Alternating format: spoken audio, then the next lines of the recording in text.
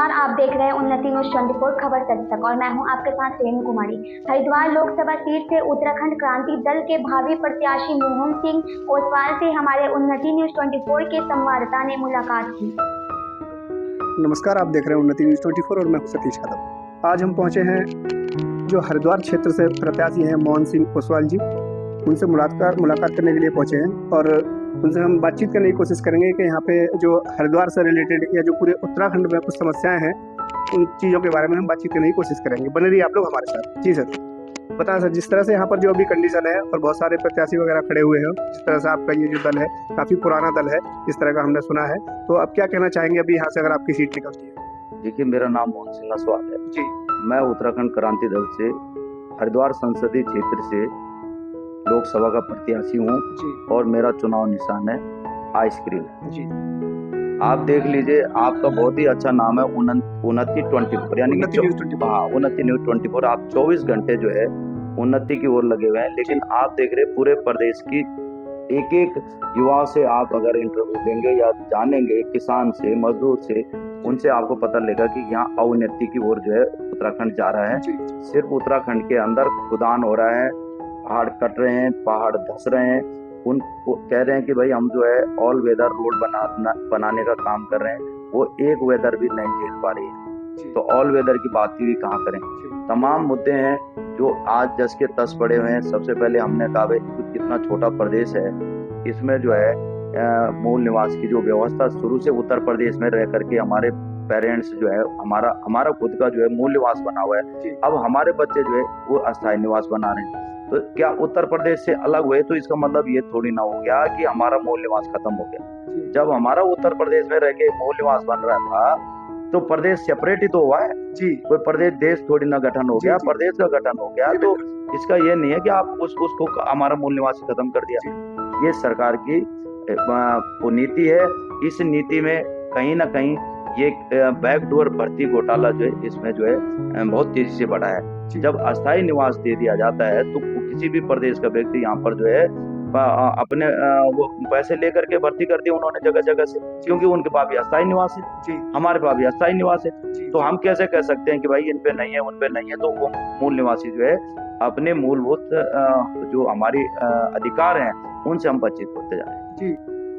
पहाड़ों पर किसानों की बदहाली और लगातार पलायन को लेकर अन्य दलों पर लगाया आरोप। उन्होंने आरोप लगाया कि उत्तराखंड अब उन्नति के नहीं अवनति के पथ पर अग्रसर हो रहा है। उन्होंने कहा कि उत्तराखंड के युवा अब नशे की ओर अग्रसर हो रहे हैं, जिन्हें बचाए जाने की जरूरत है। सर, जिस तरह से कि पहाड़ों से जो पलायन हो रहा है लगातार, इस तरह का हम देखते आ रहे हैं, तो क्या मेन कारण हो सकता है? देखिए, पलायन के तो मुख्यतः जो कारण है, सबसे पहले स्वास्थ्य है। स्वास्थ्य सुविधाएं पहाड़ों में नहीं है। मातृशक्ति देख लीजिए, कई ऐसे स्थान है जहाँ पे परसौगी रोड के ऊपर करना हो रहा है जी। और आज कह रहे हमने 108 लगा दी। भाई जब रोड ही वहाँ पर प्रॉपर नहीं है, ऑल वेदर रोड, वहाँ पत्थर पड़े हुए हैं, बरसात में पहाड़ गिर जाते हैं और गर्मी में पहाड़ चटक जाते हैं। जब चटकता तो पत्थर फूटता तो भी फूट करके वो नीचे आता।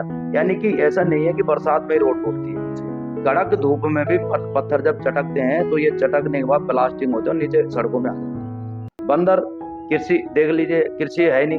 जितने भी हमारे पास जो क्षेत्र हैं वहाँ पे बंदरों का इतना हो गया है, अधिकांश बंदर हो गए, भालू हो गए, तमाम जो है ये होते हैं क्या, भालू के साथ साथ जो गोणी होते हैं, बोलते हैं लंगूर, ये सारी खेती को जो है तहस नहस कर रहे। अगर कोई किसान इसको लगाता भी है तो वहाँ पर जो है इसकी फसलों को उनकी देखरेख की कोई सुविधा नहीं है, जिस कारण से जो है किसान मजबूर हो गया है वहाँ से पलायन होने के लिए। और आज आदमी अपने 100 नाली जमीन छोड़ के, यानी कि 25 बीघा जमीन छोड़ करके 100 गज की जमीन मकान पे रहने के लिए मजबूर हो गया यहाँ पर। तो कहने का मतलब है कि इसको मजबूर कौन कर रहा है? ये राष्ट्रीय पार्टियों की सरकारी तो कर रही। अगर हमने उत्तराखंड बनाया, हम 1979 से लगातार पृथक राज्य की लड़ाई लड़ते रहे। 9 नवंबर 2000 को जाके हम कामयाब हुए और उसको जो है हम पृथक राज्य बनाने में हमारे साथ हजारों उत्तराखंड वासियों ने जो है जोश और जज्बे के साथ जो है उत्तराखंड की लड़ाई लड़ी और पृथक राज्य बनाया। हम कोई नई पार्टी तो नहीं, हम भारतीय जनता पार्टी से 1 साल पहले की पार्टी है, पुरानी। उनकी बनी 1981 में, हम बन गए उनकी 80 में बनी, हम 79 में। 1 साल पहले हमारी पार्टी का गठन हुआ है। लेकिन हमने ये कहा कि चाहे वो हमारे साथ संयुक्त रूप से, उसके बाद जब भारतीय जनता पार्टी और ने संयुक्त रूप से आंदोलन किया तो हमने कहा चलो संयुक्त रूप से आंदोलन कर रहे तो उत्तराखंड के लोग बहुत ही जो कहते हैं सॉफ्ट हार्ट वाले लोग होते हैं। उन्होंने कहा चलो भाई अगर आप ये कर रहे हैं तो आप लोगों के पास सरकार जाएगी तो उत्तराखंड का भला करेंगे, उत्तराखंड का विकास करेंगे। लेकिन जो लोग हमारे हैं भारतीय जनता पार्टी के अंदर उत्तराखंड के ही लोग हैं, ये अब क्या है, ये कठपुतली बन गए।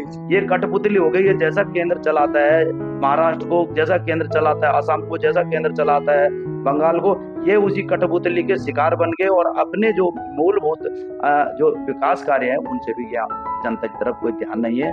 इसलिए अब उत्तराखंड क्रांति दल को पुनः उसी तर्ज पर आकर के जिस प्रकार से हमने उत्तराखंड को पृथक राज्य की लड़ाई लड़ी, अब पुनः एक बार और लड़ाई है कि अब राज्य को बचाया जाए। पहले तो लड़े थे हम राज्य को बनाने के लिए, अब दूसरी लड़ाई है हमारे राज्य की बचाने के लिए कि इस राज्य को किस तरह से बचाया जाए, युवाओं को रोजगार किस तरह से उपलब्ध कराया जाए। और हमारी इन्हीं चीजों को देखते हुए जनता का हमारी तरफ रुझान है और निश्चित तौर पे अब जनता समझ रही है कि उत्तराखंड क्रांति दल एक ऐसा दल है जिसने हमको बनाया, जिस प्रदेश को बना सकते हैं तो इसको चला भी सकते हैं। जी तो सर, यहाँ पर जैसे उत्तराखंड में ज्यादा से ज्यादा नदियों के किनारे, गंगा जी के किनारे खनन हो रहा है, आप क्या कहना चाहेंगे? देखिए, इनके पास कोई रोजगार के साधन नहीं है, रोजगार के साधन को बनाया जाता है। अब खनन क्या है, खनन यहाँ पर अगर होगा, हमने कहा जल जंगल जमीन पे अधिकार होना चाहिए। जितना पर्वतीय हिमालय का क्षेत्र है इसके 3 तरीके से विकास के खाके बनने चाहिए। जो प्लेन वाला एरिया उसका विकास का खाका वैसा होना चाहिए, जो मध्य हिमालय है उसका इस तरह पर होना चाहिए, जो हमारे बर्फीले हिमालय है उन हिमालयों का अलग तरीके से खाका बनाया जाना चाहिए। तो उसी हिसाब से तो उसका विकास होगा। अब ये क्या कर रहे हैं कि एक समान उसका भौगोलिक परिस्थिति को नहीं समझ रहे, बिना भौगोलिक परिस्थिति को समझे हुए एक समान उसको फेंक दे रहे। भाई प्लेन का होगा, मध्य हिमालय का होगा, ऊपरी हिमालय का होगा, बर्फ पिघल रही है, तमाम समस्याओं को नजरअंदाज किया जा रहा है। व्यापारी परेशान है, हमने कहा भाई व्यापारी आयोग का गठन होना चाहिए। तो कहीं तो व्यापारी सारे परेशान है। वो जो हमारा अपना THDC जो टिहरी डैम बनाया गया वो उसको भी 30 से अधिक वर्ष हो चुके हैं। अभी तक वहां से जो व्यक्ति विस्थापित किए गए थे उनकी जो भूमि दी है उन पर भी वो न तो राजस्व ग्राम बना पा रहे, ना उनको भूमिधरी का अधिकार दे रहा, ना उनको अस्थायी निवास दे, स्थायी मूल निवास दे। तो इस तरह की तमाम प्रदेश को जो है असंतुलित करके रखा गया है, जिससे जो है जनता भ्रमित है। लेकिन ये इतने माहिर और चतुर हैं कि कहीं ना कहीं अपने पक्ष में जो है वोटर्स को लुभा करके अपनी सरकार को बनाने में कोई ना कोई कलाबाजी करके सरकार बना लेते हैं, जिससे उत्तराखंड क्रांति दल पीछे रह गया है। लेकिन ये जनता को अब समझ में आ गया है कि उत्तराखंड क्रांति दल जो अपने वादों पे अटल है, अपनी बात में अटल है, क्यों ना हो एक बार मौका हमें मिलना चाहिए। मेरी पुनः ये भी जनता से उम्मीद है कि एक बार उत्तराखंड क्रांति दल को पुनः स्थापित करिए और निश्चित तौर पे हमारे उत्तराखंड का जो है विकास है वो क्षेत्रीय पार्टी राष्ट्रीय पार्टी से बेहतर कर सकती है। बिहारों से पलायन को लेकर उनसे सवाल किया गया तो उन्होंने कहा कि शिक्षा, चिकित्सा और सड़कों की उचित व्यवस्था न हो पाने की वजह से पलायन को मुख्य जिम्मेदार बताया। जी सर, मैं एक सवाल है मेरा इस तरह का जो मेरे दिमाग में घूम रहा है काफ़ी देर से और मैं शायद हम लोग फेस भी कर रहे हैं। जिस तरह से अभी एक जो हरिद्वार क्षेत्र है, यहाँ से आप सांसद के उम्मीदवार हैं, तो जिस तरह से एक जो डिस्ट्रिक्ट होता है उस लेवल पर जैसे एक सांसद हो गए, उनके अंडर में पूरा डिस्ट्रिक्ट आता है। उसके बाद हमारे फिर जो विधानसभा के सदस्य हैं वो लोग आते हैं, फिर आपके पार्षद हो गए और बहुत सारे इस तरह के जो पद हैं वो चलते चले जाते हैं। उसके बाद भी जो जमीनी तौर पर है लोगों की समस्याएं हैं, जैसे नालियों को लेके, पानी को लेके, बिजली को लेके, तो क्या कारण रहता है सर? जिस तरह से एक चेन बनी हुई है, सबके लिए होता तो वो पब्लिक के लिए ही है, फिर भी समस्याएं बनी रहती है, तो क्या रीजन होता है? क्या वो काम ठीक से नहीं हो पाता है या फिर पब्लिक की कुछ प्रॉब्लम है? देखिए, सबसे बड़ी बात और सबसे खास बात हमारे लिए ये है कि हम ऊर्जा प्रदेश हैं और ऊर्जा प्रदेश में हमारा जो कृषि भूभाग है वो हरिद्वार और उधम सिंह नगर है। इनके लिए कंप्लीट हमें विद्युत फ्री देना चाहिए, निःशुल्क देना चाहिए, ताकि हमारी कृषि क्षेत्र को बढ़ावा मिले, किसानों की आय बढ़े। और आज क्या है कि सर्वाधिक महंगाई ऊर्जा प्रदेश वालों को दे रही, और बिजली फ्री के बाद दिल्ली प्रदेश करता है, बिजली फ्री के बाद पंजाब प्रदेश करता है, जो बिजली पैदा नहीं करते।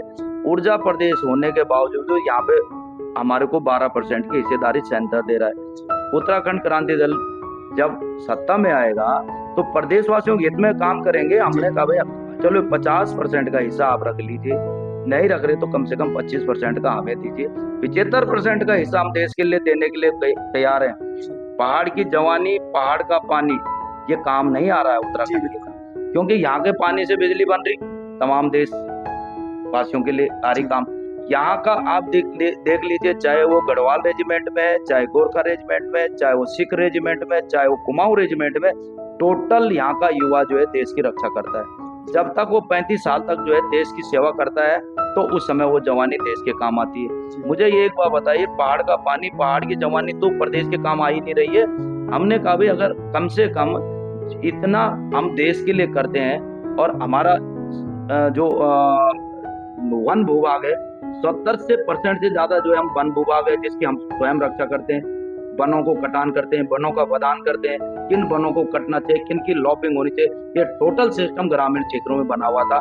वो सारी की सारी अव्यवस्था उत्तराखंड बनने के बाद हुई, और आज हर एक नागरिक हमको बोलता है कि उत्तराखंड क्रांति दल क्या कर रहा है। भाई हम निवेदन करते हैं कि उत्तराखंड क्रांति दल के ऊपर ये बात आती है कि तुमने उत्तर प्रदेश से हमें पृथक राज्य बनाया, आज हमारा शोषण कर रहे तो तुम्हारी वजह से कर रहे, वहां भी हमारे को बुरा नाम मिला। तो मैं यही निवेदन करता हूँ पूरे उत्तराखंड वासियों से कि जब हमने उत्तराखंड को बनाने में आपने हमारा साथ दिया, तो एक बार सरकार को बनाने में, सांसद बनाने में अपना साथ दें, और जो आप चाहते हैं आपके अकॉर्डिंग, आपके अनुसार, अपने प्रदेश की जनता के अनुसार, चाहे वो नारसन का व्यक्ति है, चाहे वो जबरेड़े का व्यक्ति है, चाहे वो रुड़की का है, प्रयान कल्लेर का है, या हमारा गंगोत्री का है, या हमारा चंपावत का है, या हमारा पिथौरागढ़ का है, चाहे वो धारचूला का है, इंटीरियर से इंटीरियर इलाके में जाकर के क्षेत्रीय दल योजना बनाएंगे, चौपाल लगा के, और दिन में लगाएंगे अपने खेतों में हल, और जिस दिन विधानसभा होगी और अपने संसद बैठेगी, लोकसभा में जाके अपने प्रपोजल देंगे। तो ये इस तरीके की व्यवस्था आज लोग क्या कर रहे हैं कि भाई अपने वोटर को उसको चमकाने के लिए उन्होंने कहा जी फूलों की वर्षा हेलीकॉप्टर से कर देंगे, इतने मंदिरों में जो है फूल चढ़ा देंगे, वो कर देंगे। तो इस तरह से लोगों का भला नहीं हो रहा, लोगों का शोषण हो रहा। प्रत्येक व्यक्ति नशे में चूर है, युवा नशे में इतना आदी हो चुका है उत्तराखंड का। सारे पढ़े लिखे बच्चे हैं, आने वाले 10 साल में हर नेता इन जवान लड़कों के बच्चे जो है नेताओं को जूते मारेंगे, और सड़क पर जो है नेता के बच्चे भी पिट रहे होंगे और नेता भी पिट रहे होंगे। जो स्थिति उत्तराखंड की हो रही है, उस स्थिति को देखते हुए आने वाले 5-10 सालों में देखना कि ये जो नेता बने फिर रहे ना, इन सब के जो है किस तरह से जो बेरोजगार है वो जूते मार मार के भगाने वाले हैं। ये स्थिति होने वाली, अगर अभी भी नहीं संभल पा रहे हैं, अभी भी संभलना पड़ेगा। अब जिस बच्चे को देखो घर में ताला लगा के बैठा हुआ है, भाई दिन में तुम्हारा बच्चा घर में क्या कर रहा है, युवा घर के अंदर क्या कर रहा है, जिसने देश के लिए प्रदेश के लिए कुछ करना है। जो बच्चे बेरोजगार बैठे 35 साल तक उनकी शादी नहीं हो रही, बच्चे कुंवारे बैठे हुए, आगे का जो है वंश खत्म होता जा रहा। तमाम मुसीबतों में जो है उत्तराखंड को डाला गया। तो ये सारी राष्ट्रीय पार्टियां ये कहते 50-50 लाख आदमी मर भी जाएंगे तो कुछ नहीं होने का, ऐसी इनकी मानसिकता है। ये किसी जनहित के मुद्दे नहीं है, ये टोटली शोषण के मुद्दे यूज कर रहे हैं। यहाँ पे पोषण का कोई मुद्दा नहीं है। प्रदेश को यहाँ पर हमारे चाइना बॉर्डर है, हमारे जो लोग ऊपर पर्वतीय क्षेत्र में रहते हैं वो किसी हिसाब से उनका रहन सहन, उनका रख रखाव, उनकी सुख सुविधाएं होनी चाहिए, क्या रोडों की व्यवस्था होनी चाहिए, तमाम चीजों पे जो है क्षेत्रीय पार्टी ध्यान दे सकती है। राष्ट्रीय पार्टियों की तरफ राष्ट्रीय पार्टी इन कामों को नहीं कर सकती। हम लगातार यही बात कर रहे हैं, राष्ट्रीय पार्टियों को का मोह भंग करना पड़ेगा जनता को एक न एक बार।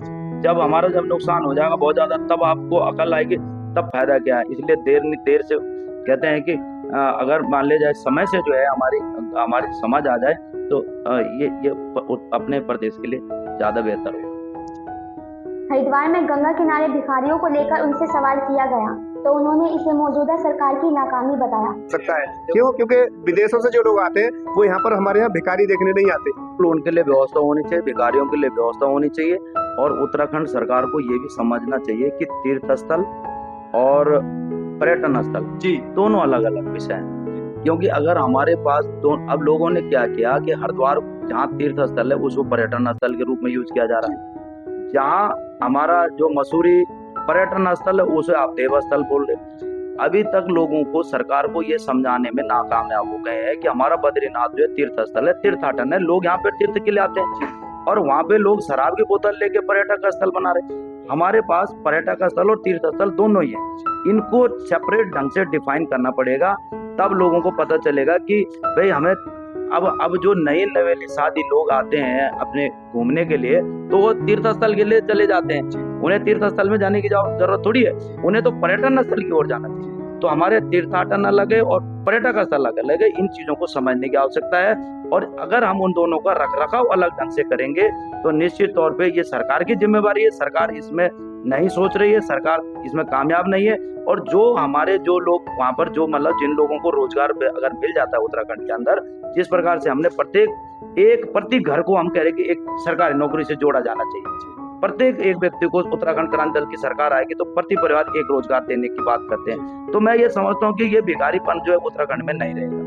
और जो लोग बाहर के लोग हैं वो अपने अन्य लोगों को जो वो सोचते हैं कि शायद वो हरिद्वार भिखारियों का अड्डा बना दिया, वो दूर दूर से लोग सब भिखारी लोगों को, कमजोर व्यक्तियों को हरिद्वार में इकट्ठा करने का काम कर रहे हैं। तो इस पे भी सरकार को सोचना चाहिए कि वो उनकी आईडी चेक की जाए कि भाई ये आखिर ये बांग्लादेश से यहाँ क्यों बैठा रखा भीख मांगने के लिए। तो बदनामी तो उत्तराखंड की हो रही है। अब हमारा आप उन भिखारियों में एक भी चेक कर लीजिए, अगर उत्तराखंड का या निकटवर्ती प्रदेश का कोई अगर है, यहाँ का हिमाचल का कोई भिखारी मिल जाए, यहाँ के लोग स्वाभिमानी है, यहाँ के लोग ग्राम स्तर में कभी भी कोई गरीब नहीं है। गरीबी में भी होगा तो उसका अमीर, बहुत बड़ा अमीर भी होगा ना, उस गरीब का साथ देता है, क्योंकि यहाँ पे मानवता है, समाज है, और कभी भी समाज के गरीब आदमी को नीचे दिखाने का काम उत्तराखंड नहीं करता है। तो हमारी इस तरीके की सामाजिकता है।